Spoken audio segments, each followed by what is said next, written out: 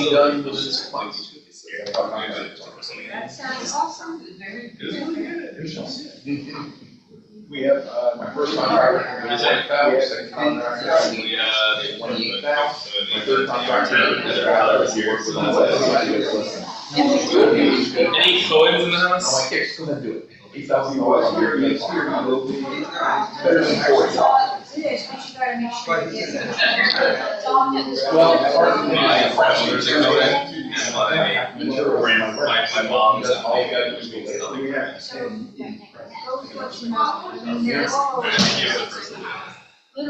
Well, this house doesn't work hard. No, we could, we have a last one, I said, you know. since she's on doctorate, let's do it.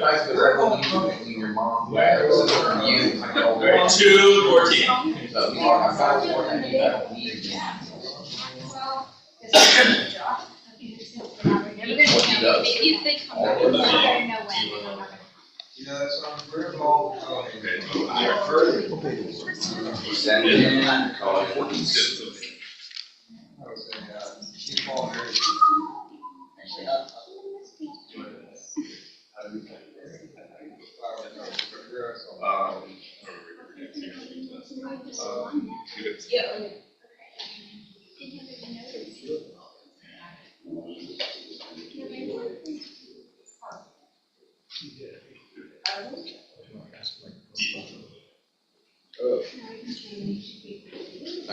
Oh, you're.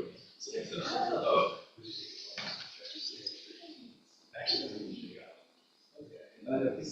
Sandra got by. You lift. What do you mean, me? Well, you lift. If I can only use the left hand, I can't use my right hand. Right. I hit my right. You want to lift? I hit Is my that the right. injured reserve list? Yeah, I'm on the arm. I can left hand only. Oh, no, we need half of her.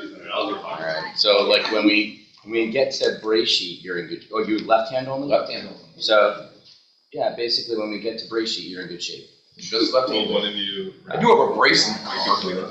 I think we don't need to like I'll let risk. You're gonna have problems. No. Okay. Yeah, she's gonna lift it all right. Yeah. Show you up, man. Smoke you. Alright, it'll work. Come work for me. Good time. 2:14.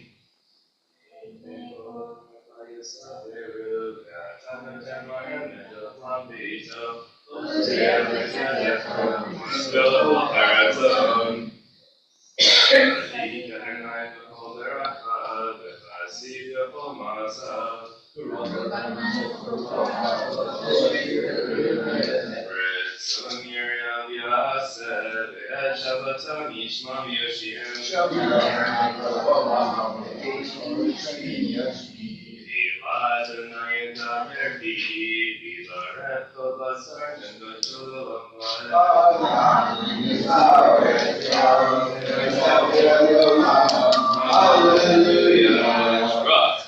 2:16.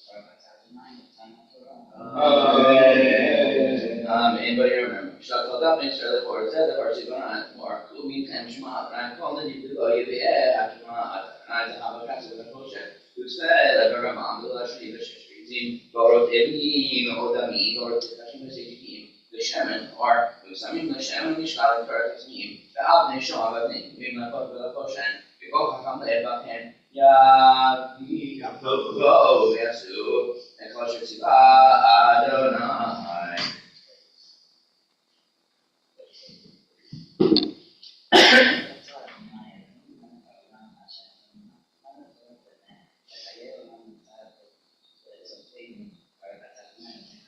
Amen. I tried it last week, I forgot.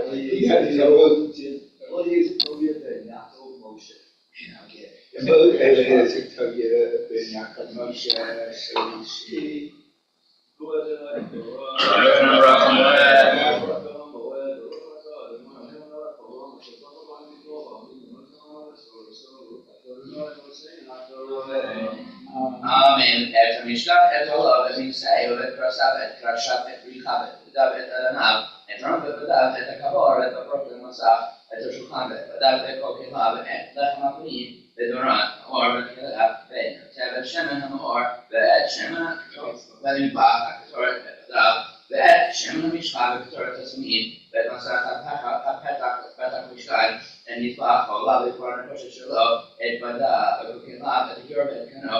Et Halei Chatzer and Dav et Adonai, then Masach Shar Chatzer, et Hito, Mishkan, et Hito, servant for him, et Big Day Hasra the Shurit Bakodesh, and Big Day HaKodesh, the Aaron, Kohen, Big Day Vanav, Kain, Yitu, Kol Adab Israel in the name, Moshe.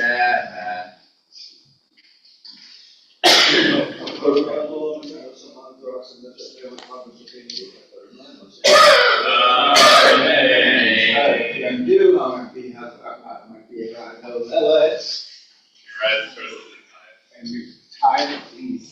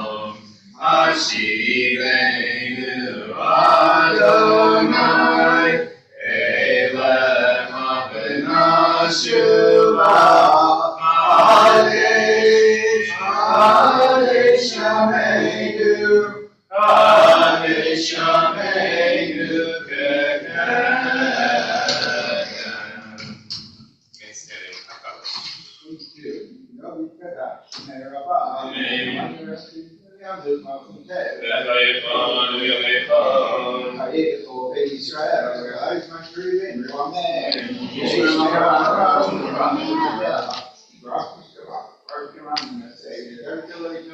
Makes you shop for And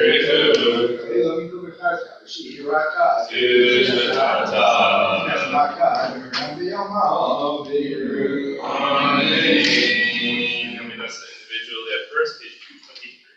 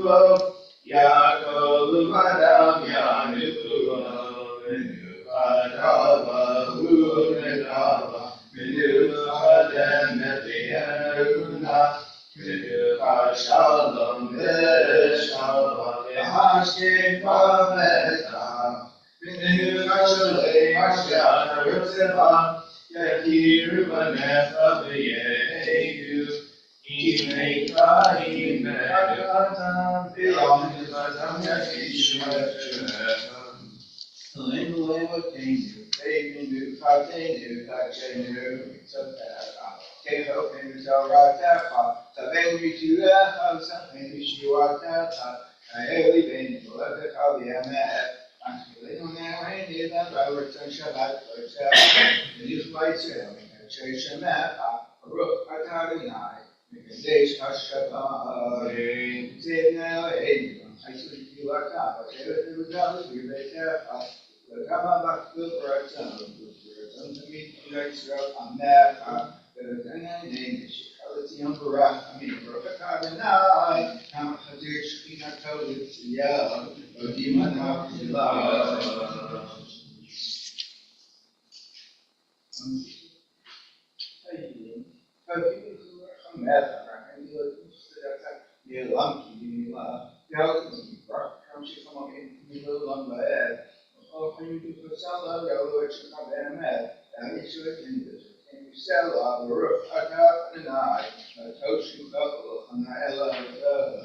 Shalom Aleichem, Havach Leishvei Tassim Le'olam, Ki Atah Shalom. Going at other so holy, Shavi, Baruch Atah Adonai, Abaret, the mighty strength El Shalom.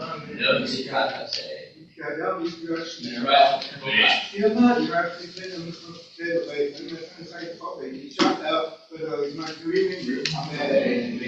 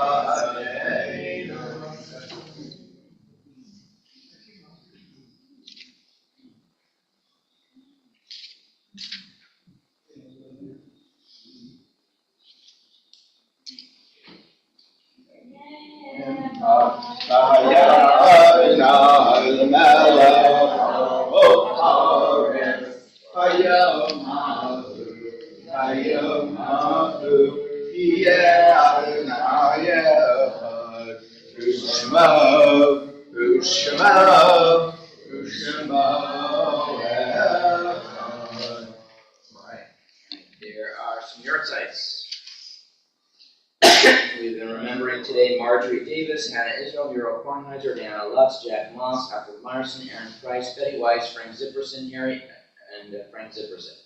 Warner's Cottage, page 232. Yidgadal, Yidgadash, Merabah. Le'alma, Dibrach, Yerute, Le'amik Malchute. Chayekon, Yomekon, Chayedech, Obek Yisrael. V'agala, V'zman Karev, Ramin. Yitbarach, V'yishtabach, V'yitba'ar, V'yitmamam, V'yitnaseh. V'yitadar, V'yitaleh, V'yitalach, V'yitkudushach. La'elam, Yikol, Birkata, V'shirata. V'shbekata, V'nekamata, Daviram, V'yamam, V'ramin. Yehi Shlama Rabami Shmaya V'chaim Alinu V'yakol Yisrael V'ramin. Oseh Shalom Yimramah, V'yaseh Shalom Alinu V'yakol Yisrael V'ramin. Page 288.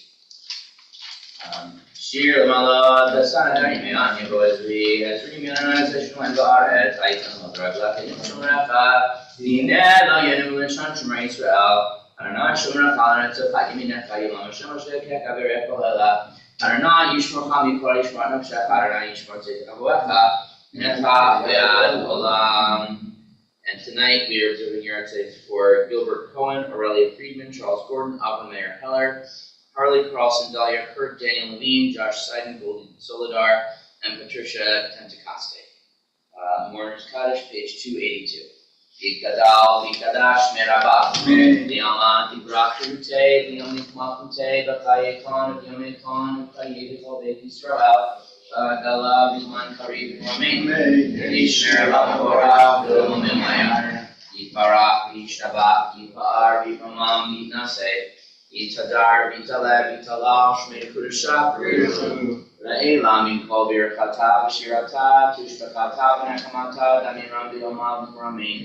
Yehi Shlama Rabami Shmaya V'chaim Alinu V'yakol Yisrael V'ramin. Oseh Shalom Yimramah, V'yaseh Shalom Alinu V'yakol Yisrael V'ramin. Thank you, everyone. And learning in the back.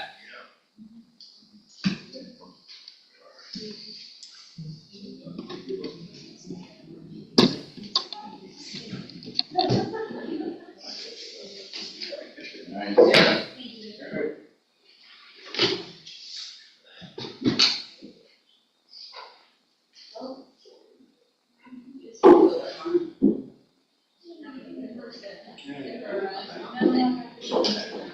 What's the topic? For the love of God. Call me, right?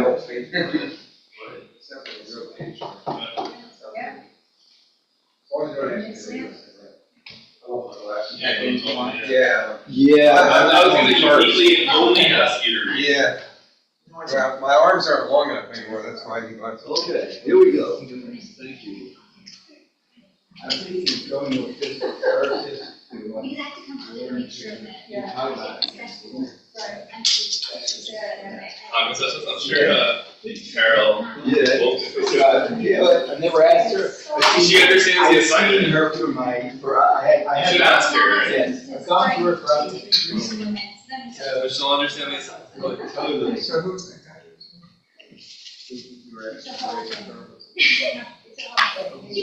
I'm expert. Yeah. No. She was Yeah, there. who's the guy? What's on the screen is like, Yeah. usually it's like someone happens conference. Oh, It's open. Ah. It just literally projects out. Getting very good, but yes. Oh, we got away from you, you want a different one? Yeah. What do you want to do? Yeah, she's done. We don't have this. Okay. To keep watch outside of the door and make sure. Yeah, looks familiar?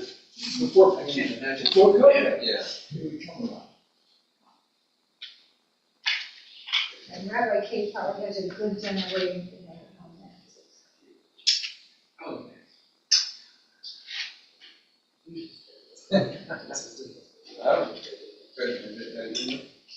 It's okay. You're right. Yeah. Matthew. What was the relationship with that? Matthew. I don't know. Yeah, or whoever, what are the relations? But I know Steph. Right. And that's what we have. Oh, Yes, yes. So we must have finished all those hundred pages. We're Yeah, saving yeah. whatever for the kids tomorrow. Younger than ever. She has a cheetah picture from last year. Oh, that's right. Yeah. Celebrate for you. Oh, yeah, we came there. Of course, I should doubt you. Here. You should. I'm not perfect. Great. Great, I mean, it's always good. Should look you in the eye and be like, this is my joke. Listen to the roll. David, I'm not perfect. What the Rolling Stones? Right, So that's, Rabbi Owen was. Don't be good. Don't be good. The Sorry. audio equipment wasn't working, just like he wanted. You're Shmuel through and through. To the songs, and just, yeah, just don't wanna have it on the floor. He was a bit disappointed, I only got to do two. All I know is Rabbi. Yeah. That's all I know is your name, Rabbi. No, I mean, All his words. no, he only did two of the songs, Rock band would only because be. the audio. Way back when. Although they're like, you know, two like generations before. But they may still be touring on occasion. Yeah. They're like this. Seventies, 2010s, because they were still, Yeah. they're still going. You know some of their songs. I came. You don't really do. You know some of their songs. They did sing. You know. It was good. There's with satisfaction too, right? Yes. I can't get.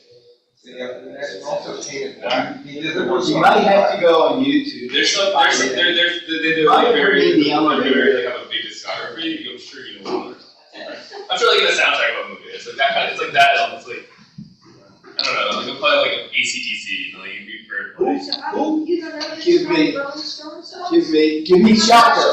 Baby, or what? I mean, I don't, just not to embarrass you or anything, yeah. but that's part of my So fabric. this is where you get like this is where you get payback. Like what's his name?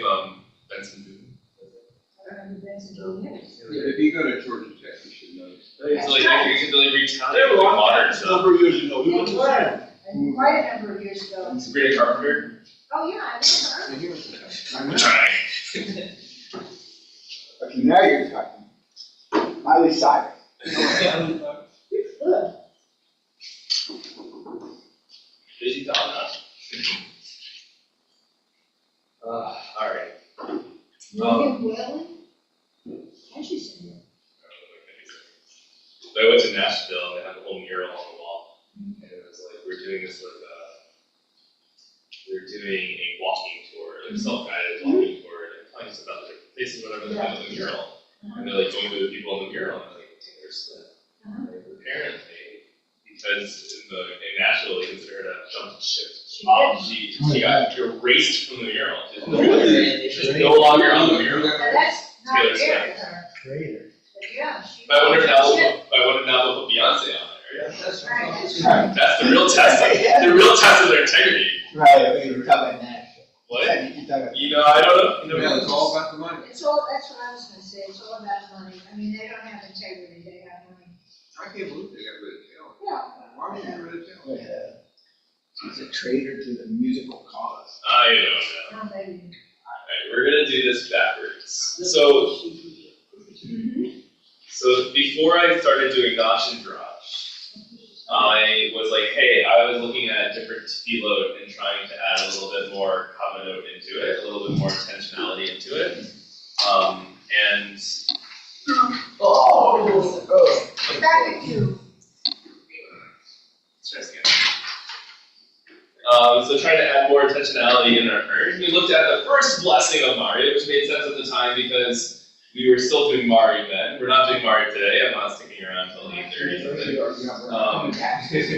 But no, I mean like in the next 40 minutes or so we can learn a little bit. It's not even 40, like 20 minutes or so. Anyways, so I figured why don't we just keep the theme going, right? So in the evening, the Shema is surrounded by 4 blessings. And each blessing comes with its own little paragraph on its theme. And the second one is Ahavas Olam. In the morning, the equivalent we talked about last time is Ha'amari Baravi. We're talking about the mixing of the evening and the light, and the coming of darkness, and light rolls into darkness, etc. Parallel that to the morning, we talk about the coming of the morning light and the sun. Even on Saturday morning, we have this big poem about the sun and the radiant of El Adon, right? And like how God's worshipped with all like the heavenly hosts and stars and sun and lights of the heaven. Anyway, so the equivalent of this one, Ahavat Olam, is Ahava Rabbah, which is similarly the prayer, the blessing about love, particularly about God's love for us. So let's look at it, and I'm actually going to, whatever. We'll go through it. It shouldn't take too long. All right. So lead. I'm just kidding. You forgot his glasses. I can do the big. Is it big enough? Yeah. You know, I was just joking because you said English. So this is the comes from the Siddur Ashkenaz weekday Mari blessing of the Shema. Second blessing before the Shema. Okay, here we go. What does it say? With in everlasting love, you love the house of Israel, the people. You taught us Torah and commandments, statutes and laws. Therefore, I am aware, God, when we lie down and move your eyes, we will discuss your statutes. We rejoice in the words of your Torah and your commandments forever. We are our life, and we are life in our days, and one day we will meditate in the night. His love never be removed from us. Blessed are you, love and love. He loves his people. Alright, so as we did last time, what jumps out at you here? Let's just kind of, before we jump deeper into it, what is this blessing about? So it's about love, but it's not really, it is about love. God loves us. How does God show God's love for us? What's this really about? The Torah and the Commandments. The Torah, right? And the commandments, the Ten Commandments, all the commandments, right? All 613 commandments. That God gave us Torah and the commandments. That was an act of love, and that we are. How do we reciprocate that love? We discuss it with our kids. We're not our kids, but we discuss it. We discuss it. It's always on our mouth, right? To the moment we lie down, then we become unconscious, and then we wake up, and then we continue where we left off. It becomes part of our life. It's part of our life. Become part of our life. What? And we actually rejoice. You rejoice in it, right? This isn't just like oftentimes. By the way, what a juxtaposition to most people who encounter Jewish law, right? Jewish law to a lot of people feels burdensome, right? A lot of capital R religion and rituals is foreign and uncomfortable, right? It's about shout, right? It's expensive. Like Passover is coming, we're gonna dish out hundreds of dollars for eggs. Right? So we have like, what is it? Go to somebody else's house. I mean, 2,000 costs you $9. Yeah, so we say get yourself invited over. Yeah, but it's my kids' house. Rather than but right, there's like a lot of people like there's this idea that Jewish law is restrictive, right? But there's a contrary idea, and I think that people who are observant understand this. Right? When you grow up in a home, like this is what like my just not necessarily grow up in a home that had like challah smells before Shabbos. We grew up in a home that smells like challah before Shabbos, and a home like my home growing up that had like singing at the Friday night dinner. And a home where friends would always gather on Shabbat. You live in the Upper West Side, and people would randomly stop by your house because it was Shabbos, and everyone knew you were home, right? You could just like hang out. It created this love of Shabbat. Okay, yes, it's 39 photos, like all things I can't do. But at the end of the day, Shabbos was a joyful time with good food and good company and rest and naps and books, and it was a brilliant, fun time. When we would go to a friend's house and we would play football. It was amazing, right? So and a lot of people the same thing, like kashrut. Burden for some. Oh, you can't do this, you can't do that. At the same time, right? There's something like very meaningful and it connects us. And it's like, hey, you don't actually, like, I really feel very, like, much more intentional with what I'm putting into my body. I'm very much more, I don't know, whatever the values we have. You're aware of it. You're aware of it. And you're saying, hey, you know what, like, we still have good food and like, be able to be connected to like the generations of people, the community who I break bread with, and the rituals that come along with it. Right? There's something about that. And by the way, in the morning as well, the blessing we say, HaBocher Be'amo Yisrael B'Ahavah, God chose us in love. Yes, it's about love, but how did God chose? God chose us to give us God's Torah. This is our unique destiny in order to connect to God. It's a mutual love. And by the way, Go ahead. Sorry. No, actually, it's a mutual love. it's a mutual love. So good. So you anticipate Shai Held, who was our scholar in residence not too long ago. He writes Judaism's not love. The very, very, very last source. It doesn't have a number, but it's on the last page. Right? Jewish liturgy casts the relationship between God and Israel as a love story. In many liturgical traditions, every morning we acknowledge God's abounding love, Ahava Rabbah, and every evening God's everlasting love, which is what we're looking at, Ahavat Olam. Each time a recognition of God's love is immediately followed by a call for us to reciprocate. That's what he said, right? And you shall love the Lord your God with all your heart, with all your heart, with all your heart. This is my typo. With all your being, with all your might, right? What is that? That's ve'ahavta et Adonai Elohecha b'chol levavecha b'chol nafshecha b'chol modecha, right? This is the Shema. And in this, Jewish liturgy hews the logic of Deuteronomy itself, where we are told that God, quote, took a passion to us. There should be an end, I don't know, there should be whatever. And are exhorted to love God in return. And speaking of God's everlasting love, we echo the prophet Jeremiah, who had heard God proclaim to the people, I have loved you with an everlasting love, na'avat olam. I have drawn you with unfailing kindness, with chesed. Incorporating these prophetic words into our liturgy, we readily acknowledge God's enduring love for us. Acknowledgement is the first step towards requital. Given how frequently the Bible describes Israel being faithless and disloyal to its divine lover, the first step is arguably a momentous one. Right? I actually appreciate that last point as well. Right? I talk about the different readers of the Bible. There's you think about the different, who are the characters, the relationships that the Bible's talking to. So there's the Israelites in the Torah who are faithless, right, and are rebellious, and are all the time doing the wrong thing.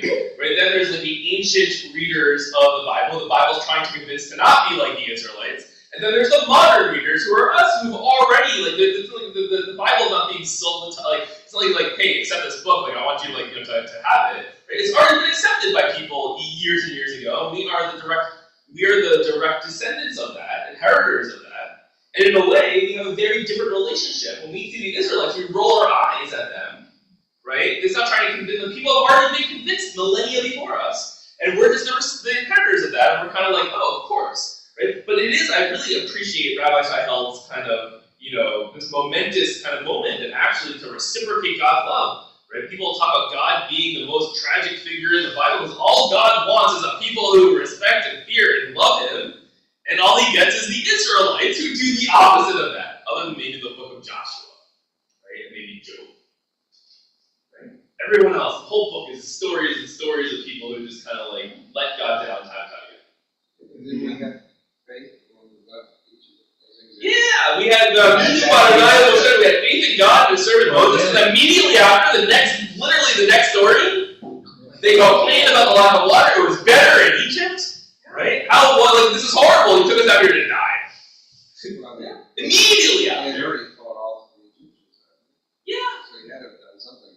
Right, but they forgot. That was a They literally, the culminating of this beautiful miracle, literally the next moment they catch their breath and they complain, it was better in Egypt. What have you done? This is terrible. I take back everything I said. So it's no different than the rest of the day. It's no different. It is, interestingly, in some ways, yes, people are very We challenge. We do challenge, of course, but I do think that already today, even despite the challenges, I think the argument has already won.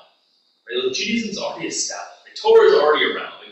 We dress it up, we put it in the ark, we stand for it. They've already convinced the Jewish people that this is our holy book and we should learn from it. And we have tomes and tomes of literature on our shelves that was all started from the conversation of Torah. It's already made its point to the world. It is the book.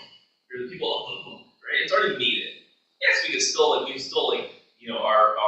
question and we are individuals. We want to digest and we ask our questions about it. Right? That's a different type of rejection, right? Than the rejection of the early Israelite society versus us being pushing back and saying, well, what is this genocide in the Bible? Or why is the Torah so strict against this? Or what is going on? It's a very different type of conversation and discourse than someone who's just kind of let's worship the golden calf. What is this ritual to you? Right, to you, right? They say that. Of course, there's people in every generation. So that's, I got it. Right. Correct. It's coming up. So I want to say, I don't think we necessarily, but I definitely think when I read it, I'll speak for myself, I gloss over this. I say it so many times, okay, there's law, there's Torah, okay, great, whatever. Two things that don't happen. One is I don't really feel like we acknowledge the sense of just kind of this reciprocal love and how God's manifestation of that love is through Torah. And arguably, by the way, what is the Torah about? not like the story, okay? It's about the creation of the world and getting the genesis of the creation of a Jewish nation, getting into the land of Israel, and the Torah ends and the rest of this not continues. But like, what is like the point? The Torah, the God gave us the Torah. Why? Blueprint for what? You know, understanding how people are. I mean, I can't say how to live your life because some of it's just law. You know? But what is it? What is it getting? Like, how to live your life? What is the agenda? What's the mission? What is the Torah instilling in us? So in some ways, it's a way of communicating with God. So many levels. But like, what? The essence. What? The essence. The essence of what? Don't just have to be good. Not just how to love God, but I think it's the laws of how to live one's life. Yeah, so here, like, I think you guys are saying the same thing, and it's really hard to put your finger on it because it's so obvious to us, and like to put it into language is like, how do we put a label on it? But I'll tell you the way that I think about it. Oftentimes, people will look at the Torah and say, the Torah doesn't make scientific truth, and in truth, like the Torah is not trying to be a science book, thank God, because it would not be a very good science book, right? But what is the mission of the Torah? And I think the mission of the Torah is what the religious questions are. Right, a scientist can ask like the why, how does the world work, why is the sky blue, and what is the reason behind X, Y, and Z, right? A scientist, right, so for example, if a lion kills a baby, a scientist says, yeah, that's in the lion's nature, the lion must have been hungry, or the territorial, or blah, blah, blah. And by the way, that's what happens when they take it, lions are going to be able to feast on vulnerable young. Right? Maybe if there was an adult, maybe the lion might have been a little more hesitant because maybe they had spirits of humans. But by the way, if a human kills a baby, then all of a sudden we start saying, well, that's immoral, that's wrong, right? And I think the religious question is, well, what's a right way to live our life? Right? You say it's how to live good, or you said Or how to be a good person. Or instruction, blueprint, or how to be a good person. What we're really saying is, right, what is the right way to live our lives versus what is a wrong way to live our lives? And I don't really think scientists can answer, this is the right way to live. They can explain, how we live or why we might think what we may think, right? Like a psychologist might say something, or a sociologist might say something. We can talk about the forces that influence us, but what is right or good? I don't think science can answer that question, right? And by the way, depending on our own religiosity, we'll answer the question about whether or not the Torah, right, is the end of the conversation of what is right and good.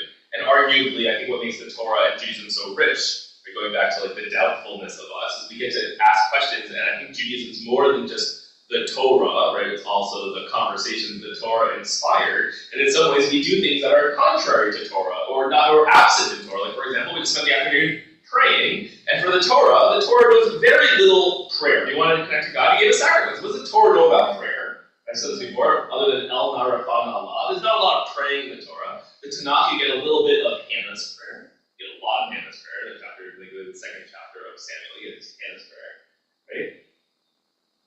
They didn't pray back during the original. It's hard to say. The Book of Psalms. But yet you have your joke on the side. But by the way, the rabbis connect the dots and make prayer to mean that Isaac was praying. When you read the stories of Isaac, there's no prayer in the stories of Isaac, only through the lens of the praying when his dad. But I use it as an example of we're not biblical Jews, right? We are rabbinic Jews who the conversation started with the Bible, continued to the Mishnah, continued through Midrash and through Talmud, right? Continued into the codes, and by the way, continues around this table today. And I'll even say, just to reclaim a little bit of that, it's not just the rabbis who do that, but Jews around the world on Passover are going to open up their Haggadah, they're going to read Torah, they're going to read Midrash, they're going to read Mishnah, and they're going to reenact it, or they're going to be engaged in literally of doing what rabbinic Judaism is all about. That's probably the only time I'll do that. And I want to raise it up as much as possible. It's amazing. Except we skip some of that. Well, I try to reclaim it a little bit. Yeah. But yes, right? And it's quite remarkable. So the Torah, to me, what is the Torah about? The Torah is a conversation starter about what is the right way to live our life. It started that conversation will continue and will get modified. And by the way, the Torah will say an arm for an arm, a leg for a leg, and the rabbis will say monetary compensation. Right? The rabbis reimagine it all the time. right? And as do we today. So I don't think the Torah had to have gotten it right, but it started this conversation about what does it mean to be a good life. So when we love God, and we say God gave us the Torah, what are we really saying? Right? God started this conversation with us, having a conversation about what is right, what is a righteous way to live our lives, what's a good way to live our lives. That's what Torah is all about. Right? More than just the burden and the rituals, the thou shalt nots and thou shalt onlys, right? But really saying, hey, this is a beautiful thing, really, this is a really beautiful, important conversation that we should be meditating on day and night. How lucky we are to be part of this conversation. So I'm going to agree with what you're saying, but why is it there's so many negative things about our ancestors? Because that's showing us what not to do? You know, it's an interesting question, and I'm not sure I have like the on one foot. What I will say is that like either you go a very traditional route and you say that like the Israelites were slaves in Egypt and have a slave mentality and they don't really get this freedom thing, they can't be for themselves, and like they need all this kind of the ritual of the tabernacle and all these like the sacrifices because they weren't ready for prayer yet. And a lot of medieval rabbis, like that's kind of how they explain the corruption and like just like the rebelliousness of the early generations, right? If you're more modern, right, then you look at it as a device plot, right? Of like how do you how do you get people to believe what they're doing? If they're, like it's kind of like a way of explaining why, like I don't know, it's a device plot. How do you get people to believe, right? Well, you tell them their ancestors didn't believe, they ought to be better than their ancestors, right? It's a device plot, right? And perhaps it actually worked. I mean, it works. We also killed each other. We had a civil war after the Golden Gap. But the thing is, ultimately, these were human beings with the same kinds of jealousies and loves that people today have. And so you're not going to have anything different than what you have today. And if you read the prophets at face value, the Israelites in the time of the prophets were idol worshippers, right? And like in the kings were like there were some idol worshiper kings, right? So it's not just like the Israelites. So weren't they all in Israel? Not. Yeah, but I'm saying the biblical period. But in the biblical period, right? Like this is when there's a device plot saying you got like your ancestors were whatever, but you're not. So you can choose differently. And yeah, you're supposed to roll your eyes at them and be better than they were. Right? In some ways, we identify with Moses, the righteous one, and sometimes we look at the Israelites and we're like, look at us, how much better we are than they couldn't figure it out, and it worked. Okay, neither here nor there. Anyway, so we go back to okay, great. So one other piece. So I wanted to sit just with that for a little bit. But there's one other piece here, two other pieces here. I just wanted to tease out. I sometimes feel we read the Siddur and we don't really appreciate the allusions, the connections that the Torah makes. Right, sorry, that the prayers make to the Torah. Right, prayer is having a conversation with the Tanakh all the time. Right, and we just kind of we know it from prayer. Right, it's like the joke of the yeshiva students. Right, who come across the Tanakh, right? They only know Talmud, and they're like, oh, Shmuel, I found a book of all proof texts, right? It's like the Tanakh, right? Like you didn't know the Tanakh, but they only know it from the Talmud, right? So similarly, we know these prayers, and you're kind of like, oh, how nice! Like it's found in the Torah, right? They ripped it right out of the Halacha, right? But then obviously it's the other way around. Like when this prayer was composed, they're bringing it from these beautiful verses in Tanakh, right? And then the Abachalam does that as well. So if you look at Jeremiah, right? So Shai-Hel, he's like, oh, Shai-Hel, like he's so smart. But like, where do we get eternal love from Abachalam? It's a quote from Jeremiah. Jeremiah 31:3, right? God was revealed long ago in eternal love. I would say, I conceived it for you then. Therefore, I continue my grace to you. Right? It's this idea as we really imagine this eternal love. God has this love for us, right? That was revealed long ago.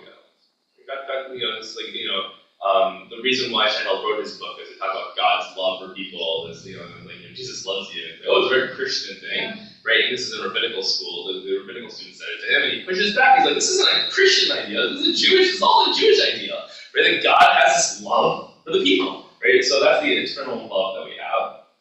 So we're talking a little bit of Jeremiah. We also are talking to the very well-known book of Abraham, of 2nd Chronicles, which I'm sure many Jews have read cover to cover. But what does it say? And when a dispute comes before you from your brothers living in their towns, whether about homicide or about ritual or laws or rules, you must instruct them so that they do not incur guilt before the Lord, and wrath be upon you and your brothers. Act so, and you will not incur guilt. Okay, what does that have to do with Halacha? Like, look in the Hebrew, right? Or you say,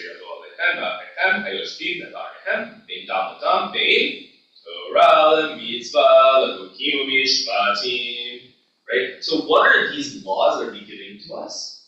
Right? They're also a system of justice, right? A system of not incurring guilt. It goes back to that morality of it.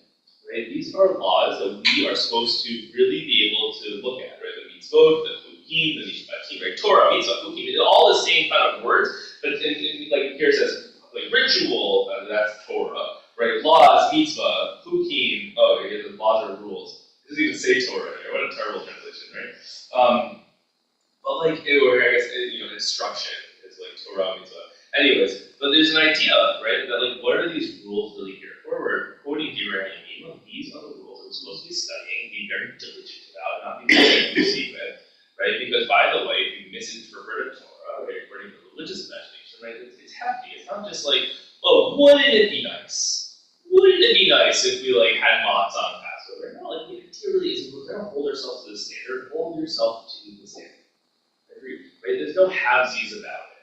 Right? A lot of times in the world, we kind of have one foot in, one foot out. Or Judaism asks us, they say, no, be all in. Right? Really take it seriously. Really say, you know what? Right? If I'm going to be a vegetarian, I'm a vegetarian, except I eat this meat and that meat. You're not a vegetarian, right? I should be a good person, but except here's my guilty pleasure. Be a good person. Right? I should take care of myself, but I don't do it. The Torah says, do it, right? Like be consistent. Now listen, we're all human. We're all inconsistent all the time. It's part of the definition of it. We're not angel. We're not divine, right? We do make mistakes. But what do we do when we make mistakes? We take all of Elul to reflect on it, to make it better, and then on Rosh Hashanah before, right, we make it better. And we atone for it because we hold ourselves, we say, okay, we're human, but that's not the goal. The goal isn't like, well, I'm going to make a mistake, therefore it's fine. We say, no, be better, right? That's the answer. Okay. Two more allusions that come through. By loving your God, Adonai, heeding God's commands, holding fast to God, for thereby you shall have life, and shall long endure upon the soil that Adonai swore to your father Abraham, Isaac, and Jacob to give to them. Right? Kihu chayecha ve'orech yamecha, kihu ve'orech yameinu. Right? The idea is, right, like, how does holding fast to Torah make our days longer? How are they our life, and how do they make us longer? Our days longer. So, what? Yeah, but we hold fast to God. But how does holding fast to God make lengthen our lives? Well, the literal reading is, right, God will kill you off, right? God will be pissed off at you, and you will be eaten up by the early Korah or something, right? Or like that will be the reward, right? You'll have a long life, that will be your reward for this, some sort of metaphysical kind of idea of it, or the other way, which is what? No. Well, what does it mean? Like they said, if you hold fast to God, you shall have life, and shall long endure upon the soil. What? Yeah, I think it kind of means, right? I think there's two ways that I can shift this, right? One way is to say, actually, if you make every moment count, right? You didn't get distracted, you didn't waste away, right? You actually lived your life. You actually lived your life, or something like that. Right? Even if you died young, right? If you made every moment count, you would have lived your life. Your life would have been full.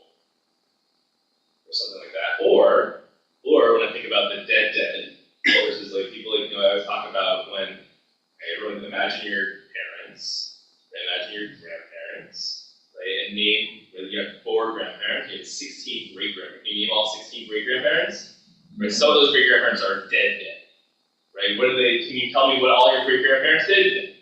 Were they good people or bad? I don't know. Do you know all your great-grandparents? Oh, because you do genealogy? They worked in the family business. And all of them. All 16 of them. And all 16 of them? Wow, the women were fucking You presume? Right. Were they good people? Were they kind? Were they loud? Did they like to tell jokes? Were they? We did find one was the worst thing to follow. Okay, found out one was. But by the way, there's a lot of them. They weren't dead. Now, by the way, my grandparents, their parents, like they knew their parents. They weren't dead to my grandparents. But to me, I couldn't tell you what they did. If they were good people, they're bad. I have no idea. Just take one generation. But my point is, what does it mean they should endure on the soil? Right? In some way, right? You live your life fully and presently and with your family and with your friends. Right? Then even though you might not be here anymore, this is about living a long time, but you are very much still here. There are plenty of people who are no longer part, like who have passed away, who are very much part of our congregation. And we are who we are because of who they were. The other person. Right? Remember. And Like 100 years from now. So sometimes like my great grandparents or like they made decisions and I'm clearly who I am because of who they were, right? Like some of them made decisions that all of them made decisions at some point to like immigrate here, right? And like that would like I would not exist had one of them not done that, right? That's why Jews like blacks on the wall. No, but actually For their kids and their grandkids. yeah. And by the way, every now and then, I'll look at the list. I have no idea these are just names, right? But like, yeah, like because of their investment and their presence, like we are who we are able to do because they helped pay the bill at some point, and they were a link in a chain of tradition that's important, right? And they long endure because I still put on my talit, the same type of talit that they put on, right? And we still mumble the same Hebrew words that they mumbled, right? And we still read the same Torah that they studied. And I read the same pages of the books that they read and wrote. Right? They long endure on this earth. I have Natan Sharansky next to me. Right? Part of the tragedy of the Soviet Jewry was like so much of Judaism became dead to them. Right? The words like Shabbat and Torah were like foreign words. Synagogue was like the only thing like, was not a word that like they used. The only context was like apparently he says, it's a quote from him, that he says that the only time he understood the word synagogue was when people said they wouldn't hire more Jews because they didn't want a minion for their synagogue first. They didn't want to have a minion in this. They didn't say minion, they didn't want to have 10 Jews for a synagogue at the hospital or whatever. Now, that was the only context of what synagogue meant. Right? Anyways, where Judaism was dead to them, and the Bible like reawakened something that like they knew or barely remembered that they were Jewish, but what did that really mean? Right? How about the lost tribes? European, they still have their sense of Judaism. So that's an interesting. It's an interesting question, right? It's an interesting question of like people will claim to be the long lost tribes and whatnot. And for Judaism, for the rabbinic Judaism, right, those tribes were dead, right? They themselves held on to it. That became an interesting kind of like there are people who call themselves Jewish, but we lost track of that, right? Like are we like what then becomes a very interesting conversation between people who claim to be right. I think there's a difference between Ethiopian Jewry. Let's be clear. Versus like Hebrew Israelites who are like more like suppressionist kind of superseding kind of like ideology of reclaiming our stories and being like this is really about like we're these people, we're the real Israelites. It's a very different kind of Some thing. have the same customs. No, of course. I'm saying it's very. They don't call it Shabbat, but they call it something. And by the way, there's precedence for this in the Torah. When the Jews come back from Babylonian exile, the Samaritans who are Jewish and them they're Jewish, right? But the Jews who come back from Babylonia and become like actually like rabbinic Judaism or like descendants from this tradition, there's some friction between the two because the Samaritans are Jewish, but they're not necessarily the same thing that comes back from Babylonia. Probably with their tefillin and their body amulets and their all kinds of things. And like Italians. That's later. Yeah. That's later. Okay. One more. Tehillim, right? Says Psalm 1:2 says, Ki im b'Torah Adonai, because in the Torah of Adonai so is delightful. U'b'Torah to, like your God, Yomam v'Layla, you'll study it, teaching it day and night. Right? You should delay in it day and night. Right? And that's literally what we read. That goes back to Abba. Right? And by the way, all those verses have Abba, have Torah in it, have love in it, and have God in it. Right? This is what our Ahavat Olam is playing, these verses. Okay? I think you just kind of read it and just kind of do the Ahavat Olam very quickly. Right. So the rabbis, I'm not sure who wrote Ahavat Olam. I don't know enough about the liturgy. I know that a few things. One is some blessings and some prayers are seen to have been written by what the rabbis call the Anshe Knesset Gedolah, or the Great Assembly, which is this, like, you know, before Hillel and Shammai was like the men of the Great Assembly, so it's kind of this very early tradition. A lot of, in practice, of what we know what the Siddur looks like, the earliest Siddur we have, one of the earliest Siddurs we have, which is very intellectual, is Saadia Gaon's Siddur, and a lot of the liturgy that we have came from that. Though there are different rites and different traditions that kind of like, you know, he like probably were parallel to it. So I don't think like he wrote it, but I think that like sometimes like there's like he knows of something and like parallels. Century. I don't know if it's Saadia. I'll have to look at the top. I don't know. It could be something like that. Like right before Middle Ages. 8, like I don't know. Could be 12, could be 11. I think 12 is already. Yeah, we're done. And then I just wanted to we're not going to read it now, but I brought in this piece of the Talmud, and what's interesting is this debate. They say before you say the Shema, right, you can say Ahava Rabbah, or you can say Ahavat Olam. Right? You can say a abounding love or an eternal love. And they go back and forth. And what's interesting about this bracha also, and what you get from this Talmud, you don't have to read it in a second, but is that you also get this notion that we say in the morning before you study Torah, you say, Osek b'divrei Torah, right? Lasok b'divrei Torah is a blessing, and therefore you're now able to study Torah, because that's the blessing you study Torah over. However, if you said this blessing, you actually also fulfill yourself. And then the other piece here, I did bring it from the encyclopedia, but it's also this idea of called contiguous blessings, right? Contiguous, right? Which is to say that it doesn't start with bar. Usually blessings start with Baruch atah Adonai, Deal being Kodesh L'chol, being L'chol, whatever, right? Baruch Adonai, Deal with Kodesh L'chol. Right? That's usually how blessings go. This one doesn't start with Baruch. And the rabbis say what gives. And the answer they say is actually it's part of the contiguous blessing. Contiguous is the word we were before, right? That started with the Baruch, right? And the blessing after say Baruch right before that, right? With the the whole paragraph. And then Ahavat is part 2, blessing 2, but it's really part of blessing 1. We say the Shema, and by the way, afterwards. The Emunah, right, is another contiguous blessing. Then Hashgivin is all part of seen as the same blessing systems. Right? Your Kavod is another good example of that. Right? The second blessing doesn't start with Baruch, it starts with no death. The first blessing starts with Baruch. Right? And that's usually how contiguous blessings work. So I just wanted to also kind of point that out as we kind of blessing it. And that's why a lot of rabbis will say you're not supposed to talk in between blessings, and why a lot of people, like studious rabbis, won't call pages during Mariv or during the brachot of the Shema, because it's all seen as contiguous blessing, and you're not supposed to disrupt yourself. Would that be on the test next week? What? Would that be on the test next week? Well, next time you do Mariv, Yeah.